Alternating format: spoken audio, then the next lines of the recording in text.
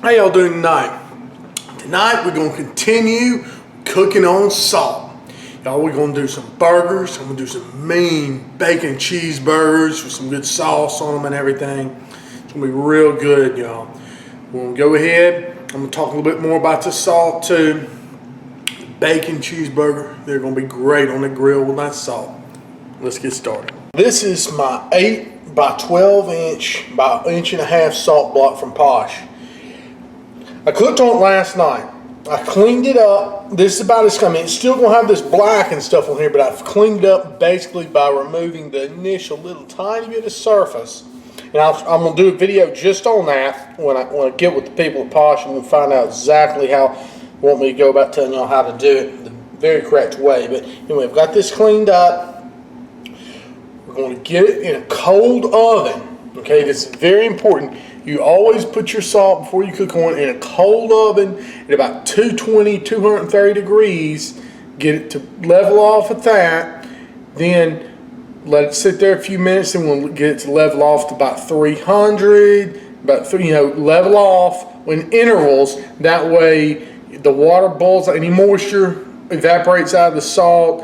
It doesn't expand very quickly and try and crack the salt. Let me show you what we're going to do tonight. It's going to be different.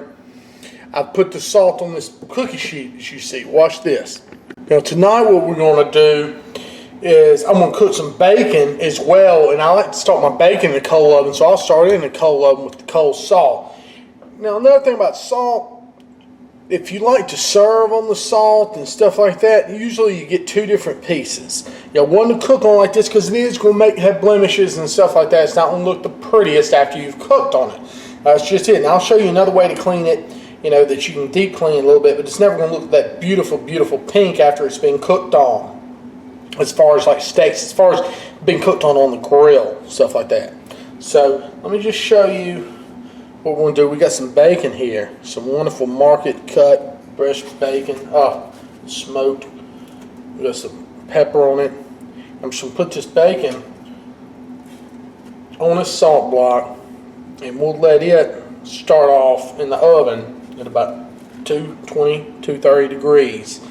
And what it'll do is the bacon, it helps to render more fat out of the bacon when you cook bacon like this. It'll be good. And we'll just let it go on this colder salt block. That'll be good. So we'll go ahead and put this in a cold oven, set it to about 220. Let it go off. Now that the bacon's been cooking a while, about 20 or so minutes, there I'm going to step the heat up to about 300. I got that bacon in there heating up and that salt heating up. Put a little bit of oil here on the charcoal. Squeeze a little bit down there. I'm going to go ahead and start this chimney.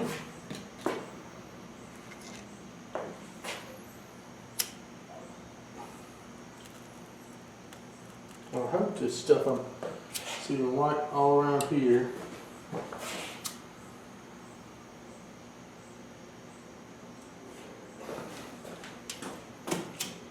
I'll show y'all what I'm using this time in the chimney. Instead of a paper towel, I got something shipped to me in the mail. It came and had this packing, this shredded up paper. So that should be good right there. Be good to get that fire started. So now we're going to flavor this hamburger meat. We're going to make the patties.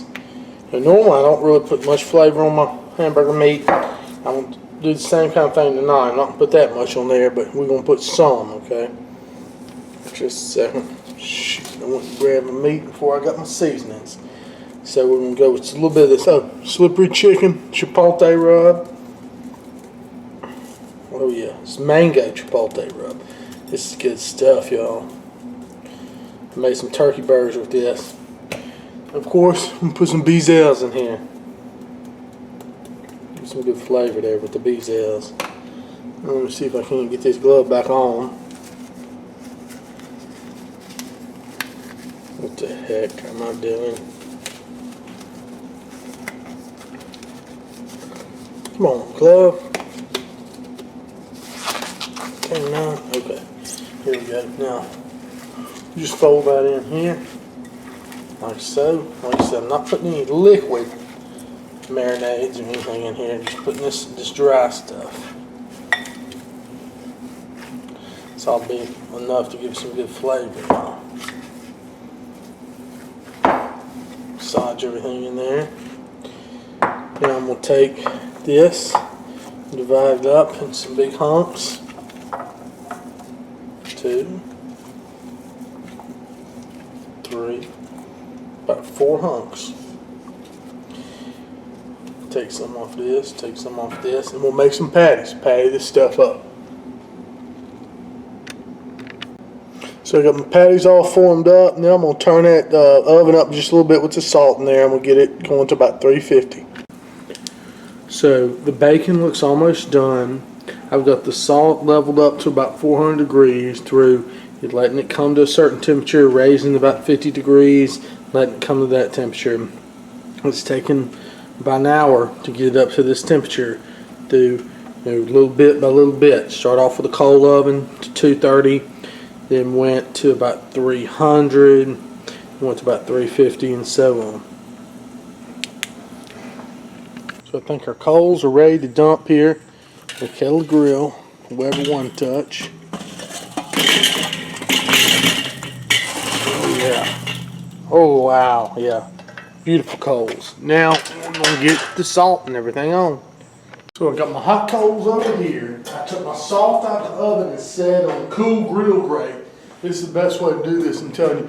Set your salt on the grate, put the grate right on the grill. Whew. Now, the bacon's still in there. I'm gonna get that off in just a minute. Okay, I'm gonna take this bacon off the salt, and we'll let it get indirect over here on the edge of the grill. What it's gonna do is we'll let it really crisp up. Now, really, it's according to the rules of cooking on salt, you shouldn't ever cook anything at a low temperature on salt like I did. Start out this bacon cold, but what I'm thinking, because there's so little fat in the bacon, so much fat in bacon, it's going to be okay because fat will block a lot of that salt transfer. So hopefully this bacon ain't going to be too salty. But you know what? You got to experiment, you got to test it out and just see. So we got that going. Let's put the top on here and let that salt really heat up for a few minutes, and also that bacon crisp up. Flipping this bacon one time, it won't take, this bacon is really sizzling on here. I don't know if you can see. Sorry. But this bacon will be done in just a minute, and this salt should be about heated up enough to put the burgers on. Look at that, that's gorgeous there.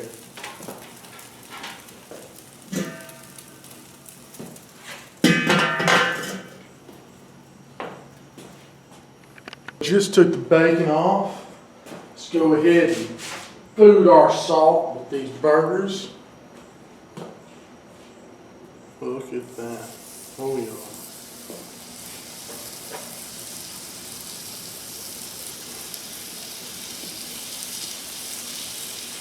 Trying to be able to fit them all on here.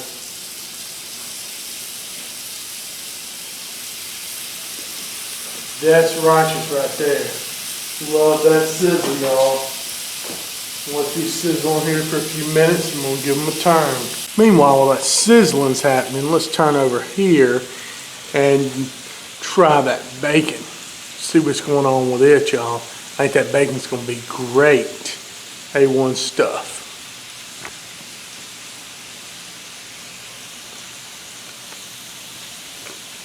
The bacon's obviously going to be pretty salty because it did cook, from the cool, when the salt was cool, but it does have a lot of fat. And what a lot of fat means, it's not going to transfer too much of that salt. Oh wow.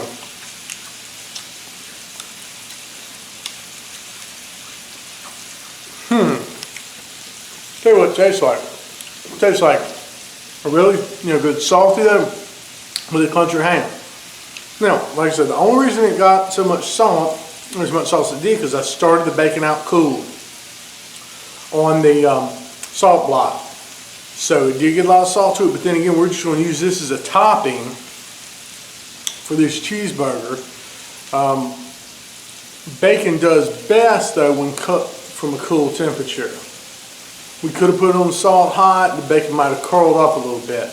But this is a pretty cool way to do it. You don't necessarily have to start the bacon out cool with the salt. You've got to start the salt out in a cool oven. So I figured we'd put the bacon in there with it. It's an experimenting thing. Like I said, the bacon got a little salty, but that's to be expected. You know, fast and hot equal less salty, cooking on salt. Lower and wet equal more salty. Of course, we didn't have the wetness, we had a little bit of oil, but it did pick up some salt. So just remember that. Let's go back to these wonderful burgers over here, y'all. It's been about 5 minutes on this side, on these burgers. Let's give them a flip. Oh yeah, beautiful.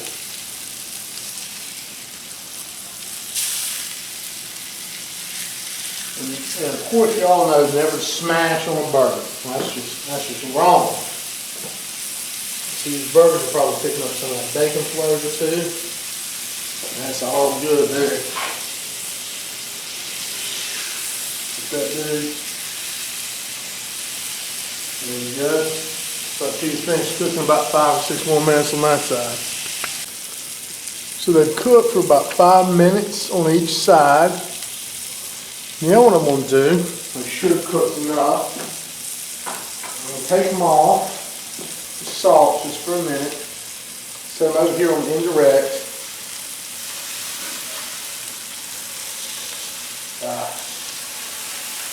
Spatula's not wanting to cooperate. Come on, spatula. And I'm going to put some cheese on them. And these things should be ready to go. I'm sitting over here in the rack, put some cheese on them. I didn't want to put cheese on them while they're sitting on that salt block, because I don't want to get cheese on the salt. It'll just make a mess. A little bit of cheese on these dudes over here. Get some cheese off of that plate there. Let that melt for a second. And let me go get the buns. When the cheese is melting, I'll set that bun on there real quick and let it get nice and grilled just for a second. Go ahead and take these burgers off. Don't want to get them too overdone or anything like that, for sure.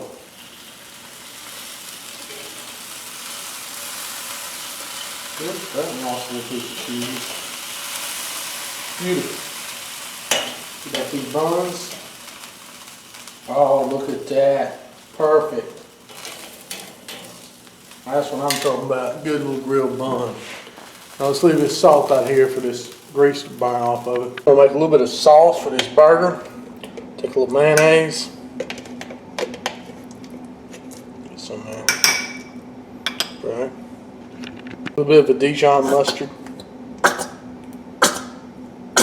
Spicy mustard. Some of this Beezels.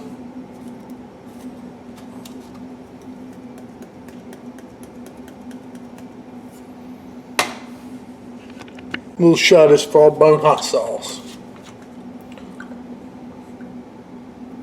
What we're going to do is just kind of mix that together. This one gives us a good little mayonnaise there to just kind of spread on that burger. Little burger sauce. Oh yeah, that'll give us some ping right there. Cut us a little piece of fresh tomato. Look at that. Nice tomato there. Nice little slice. Oh yeah. That's what I'm talking about. Now let's build this burger. We got our nice toasted bun. We got our little mayo that we made up. Oh, that should be really good there. I'm gonna take this patty here that actually melts a little bit more cheese on top of. Put a little bit more of the mayo on the top piece of the bun. Like that. Spice of mayo. I'm gonna come in with this big slab of beautiful tomato. Let's put that on there. That's one killer burger right there, y'all. Yum. If I can get it to stay together. There we go. I just had to cut this burger in half just so I can kind of get a hold of it. Give it a taste. We're about to. This looks awesome, y'all. Can't wait to taste this salt cooked burger. Burger cooked on salt.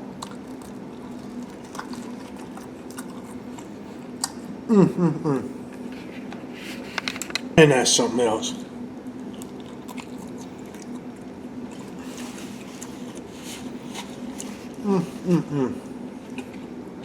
Oh, that's fantastic. I'm telling you, that is some really good stuff. Oh, wonderful burger.